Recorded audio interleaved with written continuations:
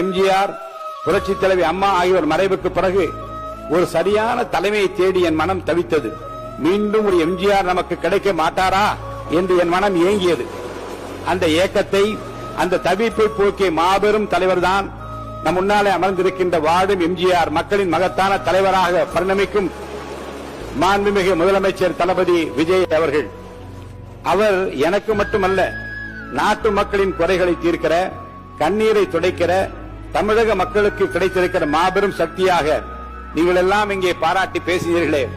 வந்தார், எதிர்க்கட்சிகளை எல்லாம் சந்தித்தார். ஒரு புதிய கோணத்தில் அவர் காட்டியிருக்கிற அரசியல் பண்பு இன்றைக்கு எல்லோராலும் பாராட்ட பெறுகிறது என்று இந்த அவையிலே பாராட்டினீர்களே.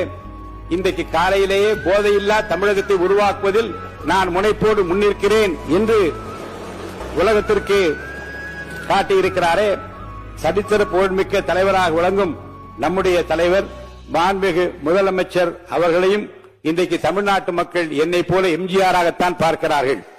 எளிதில் வெல்ல முடியாத தொகுதி, 1000 விளக்கு தொகுதி என்று கருதப்பட்ட நேரத்தில் என் மீது நம்பிக்கை வைத்து மாண்புமிகு முதல்வர் அவர்கள் போட்டியிட வைத்து நேரில் வந்து பிரச்சாரம் செய்தார்கள்.